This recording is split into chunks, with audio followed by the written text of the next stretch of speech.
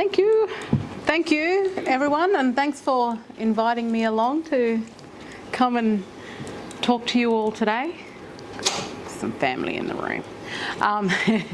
Yeah, my name is Senator Jacinta Nampijinpa Price, and I've my mum's Wartbury. She's from Yundamu. So obviously I've got family all throughout. Wartbury family and Aranda family and Arangam family, and you know, all connected right across the country. But my mum was a student here at Yirara when she was a little girl, and then she went on to become a teacher here as well when I was a little girl. So I've had a long relationship with Yirara. I used to run around when I was a little kid in the hall and all of that sort of thing with all the students back in the day. And but Alice Springs has been my home. I was born in Darwin. My mum's from Yundamu, and my dad's Karia.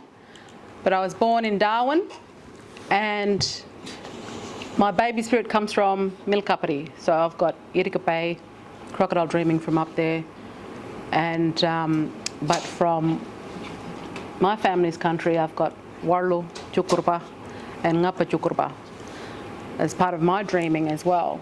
But I've grown up here in Alice Springs most of my life, well, all of my life really. And I went to school in Eastside at Ross Park School, and then I went to St. Philip's and CMS in year 11 and 12 when I was growing up. I've got 4 sons. They're all born here in Alice Springs as well. Most of them are older now. One of them, he works at Yiparinya School.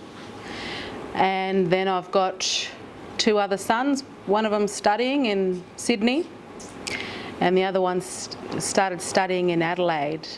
And my youngest one, who's my stepson, he's gone over to Scotland for school exchange because my husband is Scottish. And so he's over there on school exchange, but he's another Alice Springs kid as well. And yeah, so I've grown up here. My mother used to be she was probably the first Wartbury speaker to be a Minister of the Crown in the Territory Government. And she was elected to the Territory Government in 2012. So when once upon a time she was a teacher. She understood the importance of education for herself growing up at Yundamu, and then she understood that education for her was a way to open up the world for her, to have opportunities, to do things for her that she might not have been able to do if she didn't get an education. And so for her, I followed in my mother's footsteps. She was born at Yundamu, grew up at Yundamu. Wartbury was her first language. English was probably a third language to her. But she was able to get an education and decided that she wanted to make changes and work for her people, for Yapa people, in the best way she could. And she did that by putting her hand up and saying, I want to run to see if I can be in government. And that's what she did in 2012. She ran for the seat of Stewart, which is now Quadja. She ran for that seat and she won that seat. And she got to become a Minister of the Crown in the Northern Territory Government in 2012. So, you know, all my life I've understood, because my parents were teachers, how important education was for me. I was always actively involved in my school. You know, school wasn't always fun. You know, let's face it, school's not always fun, right? It can be boring sometimes. You can sit in class and it's like, oh, have we got to get through this again? Have we got to do this? But ultimately, it means so much to you that it can open up your world. And there's so many opportunities out there for you to take. And if you can get an education, you can understand more about who you are as well and what you're capable of doing.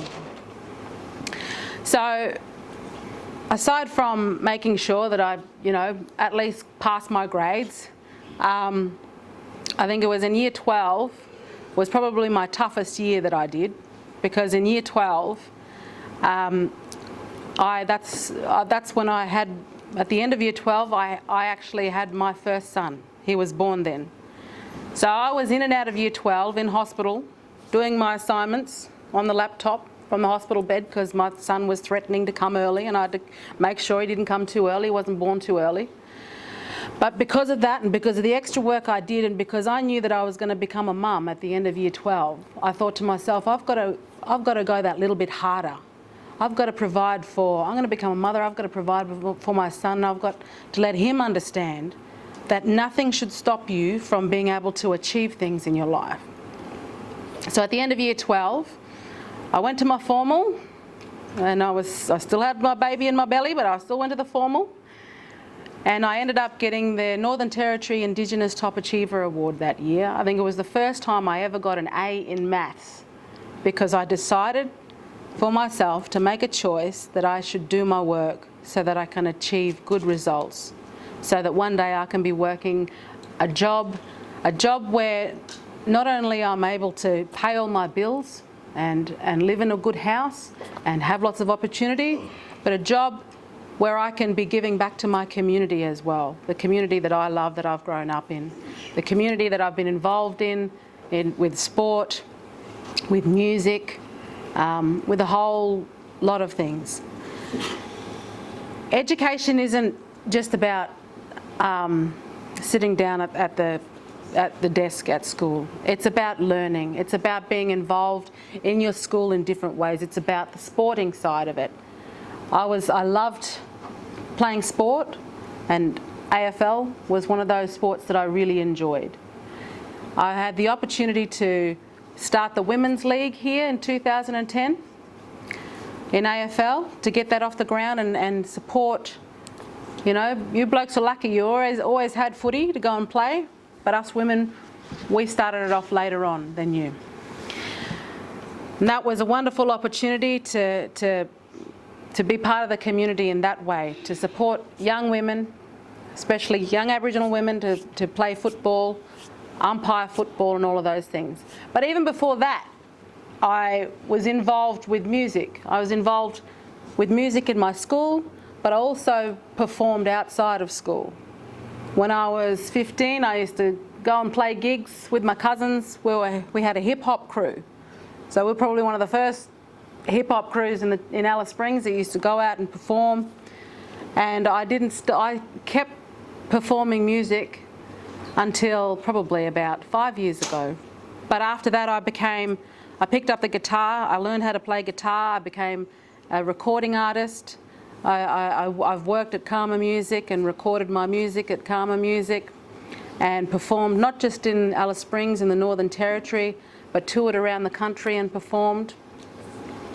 And that was, again, that love of music and the opportunity to really understand music more came through my schooling, came through my education, and went further than that. And the thing about music was also, not only was it a wonderful way to express myself, but along with my cousins, you know, we were a group of Indigenous kids, teenagers, and we wanted to show our community that we were a group of young Indigenous kids doing something positive, doing something we loved, and we wanted to show our friends and our family that they could do that as well. And it was just fun, right? Jumping up on stage, being part of a hip-hop crew, performing to crowds. There's energy, there's creativity, there's a wonderful way of expression. And so that was a huge part of my life. And also being involved later on with working with the Desert Diva program, encouraging Aboriginal girls and young women to take the stage, get up alongside the bush bands and perform. So again, community involvement, being part of your school, seeing something and going, I want to try that and give it a go. And then figuring out what you don't like, but what you do like. And then when you do that, all these other opportunities open up for you as well. So I'm still getting to the point where I get into politics, but there's a lot more that I've done in my life than besides what I'm doing now. But so there was music, sport. I was also part of an Indigenous children's TV program called Yamba's Playtime. Now, some of you might have been little when you saw Yamba back in the day, Yamba the honey ant, but I was Yamba's best friend for quite some time, for about 10 years, through Impaja television. So we had a TV program. We also, through our program, at one point I decided, you know what? I want to start my own little production company. I want to say, all right, see you later, Impaja television. Me and Yamba, we're going to go start our own TV production, our own production company. And with that, we created, with my background in music, we created a musical, lots of different musicals. And those musicals were about we worked with the University of Melbourne in the eye health program. So Milpa the Goanna, you might have known of Milpa, so I named Milpa the Goanna for that program. And that program was about getting rid of trachoma and eye disease from communities. So myself, Yamba, Milpa, we used to hit the road and perform for kids in communities to teach kids how to take care of their eyes, to wash their face, take care of their eyes. A lot of those, sing those songs for kids. So we had that one, we had Healthy Living musical, teaching kids in remote communities how to take care of yourself, because if your body's not healthy, your mind's not going to be healthy. You can't think at school. You can't get the best out of life for yourself. And so we travel around, we travel right throughout the Northern Territory, all throughout the communities, up in the top end, down in Arnangal communities, down in the pitlands. We'd go over to Queensland, Mornington Island, up to the Gulf, to the very tip and the Cape. We even performed over in the Torres Strait Islands and throughout New South Wales and some places in Victoria as well. So that was fun. That was a job I really, really loved. And I decided for the first time I'll start my own little production company. I didn't know what I was doing. I thought, no, but I'm going to give it a go so that Yamba and I can do these musical road shows and continue doing that sort of work because I loved it. So when you grow up, you don't have to, when you understand what you're capable of, you don't have to sit behind a desk and do a job like that. You can be just about anything you want to be. You can do whatever you want to do. But you just have to have a go. So when the job with Impaja came up, I said, I can do that. I've been on stage, I can perform, I can do those things, and I love making kids smile. And so I decided to do that. And then I realised that I could do that. I can do my own production company and tour around doing musicals. So that was a very fun part of my life as well.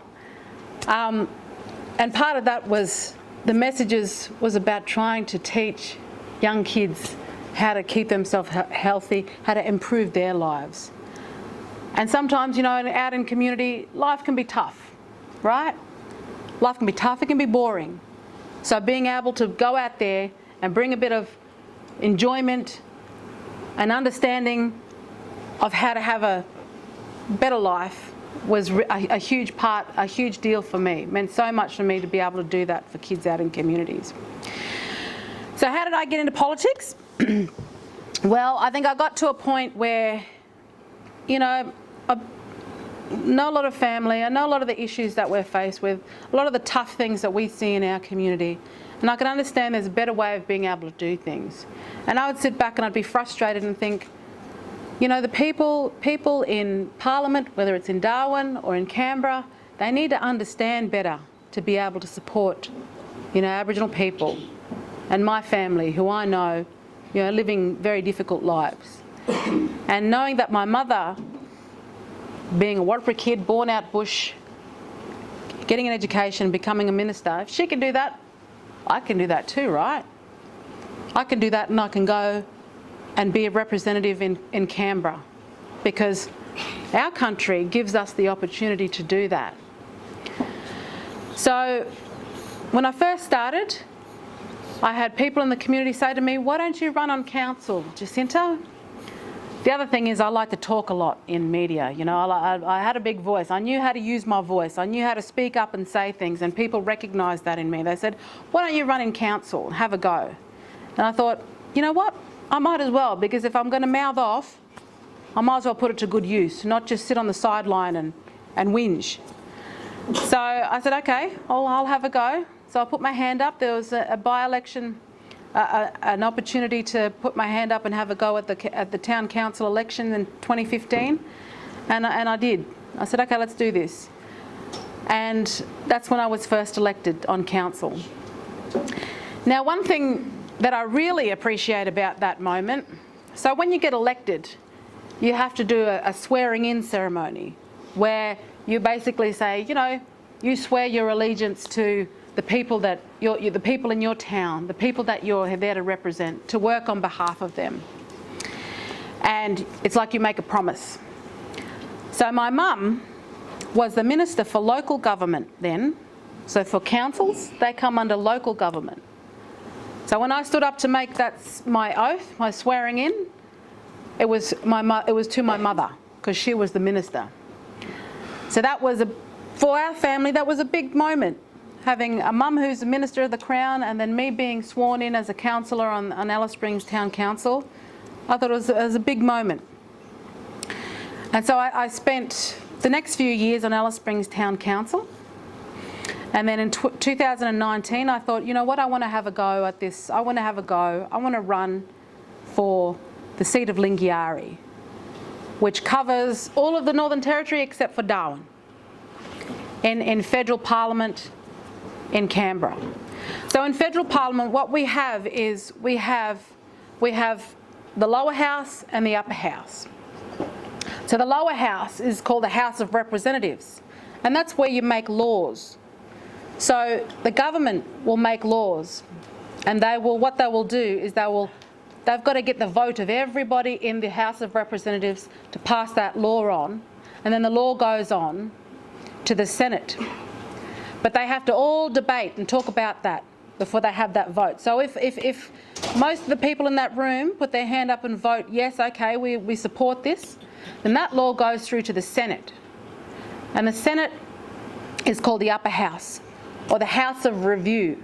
So the senators look at that law and review it, and it's like it has to go through two processes before it can be passed into law. So then senators will debate about that piece of law, that bill, and decide, okay, do we support this or not? Or should we change it a little bit? Or should we just vote it down? And so the majority of people in the Senate have to vote to pass that through, and then it becomes law for the country to follow. So in 2019, I put my hand up for the seat of Lingiari, which is in the House of Representatives.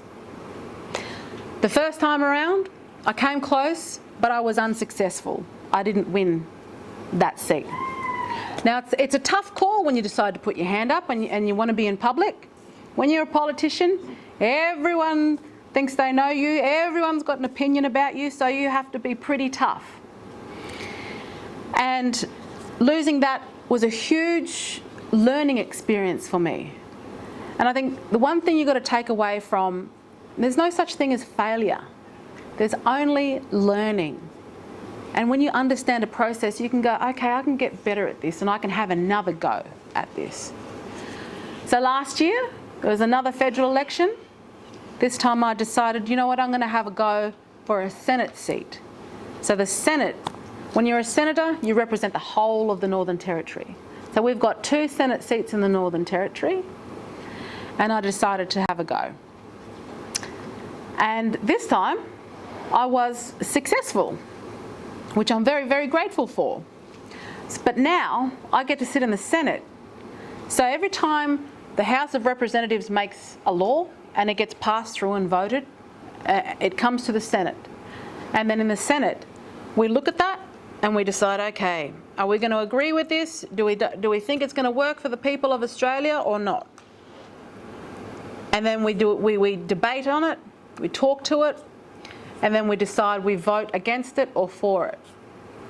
And then that law will go through if it's supported all the way through. So that's what basically what Parliament does. There's a whole other sorts of things that we do in Parliament as well.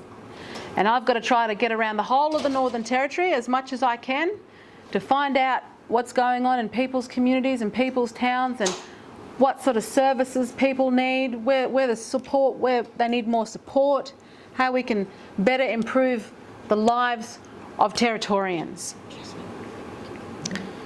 So this is what I'm very grateful that I've got this job. It's a privilege to be able to represent all of you in the Northern Territory. And it takes a lot of hard work, but it also takes being brave. Well, actually not brave. You have to have courage, I think. Now, I think I've probably been a little bit blessed, because when I was your age, I didn't care much what other people thought of me. I know it's hard when you're a teenager, when all your friends think in a particular way, and you know, you're thinking, oh, what does that person think of me, or what does that person think of me? I was kind of like, you know what other people think of me, that's none of my business. I don't care, because I know who I am. I know what I love to do and what I don't like to do. I know that I can play basketball or play footy. I know that I like to get on stage and sing and perform. I know that I like to be able to talk in debate and be part of a broader conversation. And I like to be able to do things that I know can also help other people's lives, not just my own. But I wouldn't have been able to do all of these things if it wasn't for having an education and going to school, because that also allows you to understand that you've got choice in life as well. It really is your choice in life what you do with your life. Sometimes we've got pressures from family, sometimes we've got cultural pressure, all of those things. My mother, she had cultural pressure. She was supposed to marry her older sister's husband, become second wife when she was 13. You know, she decided, I don't want that for me. I don't want to sit down and be someone's second wife. I want an education. I want to get out and explore. I want to get out of my community. I want to get a job. I want to see the world. So that's what education does for you. It lets you understand that you actually have a choice. And nobody has the right to tell you how to live your life, even your own family. You love your family, but it's not for them to control your choices when you want to go out and take a job, or do this or do that, or open up the world and see what the world has to offer for you. I've been a very lucky person, because my mum and dad, when I was 12, turning 13, they saved up all their money. And, you know, when they saved up their money, my dad always said to me, you know, we could have bought a flash car, we could have had a flash house, all those things. But you know what we did? We went and travelled around the world. So it was me, my mum and my dad, and for 3 months, we had our backpacks on and we went around the world to see how other human beings live. And you know what? The wonderful thing is, we're all human. The only thing that makes us different is actually how we think. So seeing other people live in their countries, understanding that they've got a different culture, because that's what they've grown up and learned. You know, different food, different songs, different language, but we're all human. And that was a wonderful experience. We went to Africa first, and then we went to Europe. We spent 2 months in Europe, travelling around on the train, jump on a train, go to one country, jump on the train again, go to another country, look and see how people do things differently. And then we were in Ireland, and then we went over to America for a couple of days. Remember my mum, when she got out of the bus in New York, proper Warrpary woman, got out, got really scared, grabbed hold of my dad's arm and said, oh, Dave, we're going to get a taxi, we can't walk around here, because, you know, she's seen all the movies about New York on TV and thought it was scary. You know, people might see Alice Springs on TV and go, oh no, we're going to get a taxi, we can't walk around here, it's too scary. But it's having those experiences and realising that, yeah, sometimes we're scared. And being scared is sometimes good. but also we can overcome our fears as well. And so America, we went to Tahiti, beautiful tropical island when we came home. And then when I got back home, my school said to me, hey, we got another trip. We need someone to come on this trip. This student's pulled out. You want to come to New Caledonia with us? I said, yeah, I'll come to New Caledonia. So I got to go to another place overseas. But these are the things that if you can get an education, if you can get a job, you can save up to go exploring. Go for a trip. If the opportunity comes up in your life to go and visit another country, take it. Go and see how other people live their lives and realise they're human just like us. There's kids just like you in other countries. When I was in Scotland last, 2016, got an invitation to visit a school there, a bridging school for kids that come from difficult backgrounds. You know, they got lots of issues like their families drinking and fighting and same sorts of issues that a lot of us have got over here. And there's no difference with humans. But I went to that school, spoke to those kids. I tried to get a relationship happening with St. Joseph's over here in that school. Don't know if they still got that relationship happening. But it was just good to be able to sit down and talk to kids. And I took my sons there to that school too, to say hello. And my sons, when they were younger, they're older now, 24, 22, 19, 15. They used to love performing, dancing. So they had their own little dance. They put their own dance choreography together. Back when what's that robotic sounding music again? God, I'll sound old, don't I? First came a dubstep, when dubstep was really big. You know, they were putting together dance moves and all those sorts of things, and they danced for those kids over there and did that. But really, education is freedom. Education is freedom, and what you do with that, what you choose to do with that, is absolutely up to you. I'm not here to tell you, you know what, go and all become politicians one day. You might not want to do that. You might not want to be getting run down on social media or people talking stuff about you that they think they know about you, or, you know, standing up in the public eye. But you might find that that's something that you want to do too. You know, you might want to start your own production company and tour around communities and perform for kids and teach other kids what it means to look after yourself and to be healthy and take care of yourself.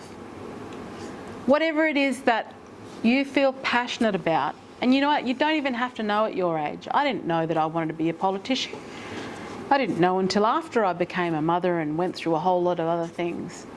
But at least when you try things out, you know what you like, and then the path becomes clearer for you. You leave those things behind that you don't want in your life, that you don't like. But ultimately, education, having a job that you love to do, is freedom. And that's up to you. That's ultimately, you're in control of your destiny. But there's so many wonderful ways that you can achieve that for yourselves. And I really enjoy, because I think I don't know, I've been called, in Wartburg, my family called me Minjinba. You know, like I like to get out and fight. But I fight using my words and my language, and I do it on the floor of Parliament. And I always aim to do, in the work that I do, is about trying to ensure that everybody's lives can be improved. With the knowledge that I come with understanding my culture, my chukurpa, my responsibilities, but also picking and choosing in my culture what I want for myself. You don't have to take everything. That's your choice, ultimately. You can take the good, you can take those parts of your culture that help you become a stronger, better person, and you can leave behind those parts that don't serve you, that don't help you as well. But yeah, from running around here and as a little one, my mum coming to school here, you know, anything is possible. Really, anything is possible that you want to achieve.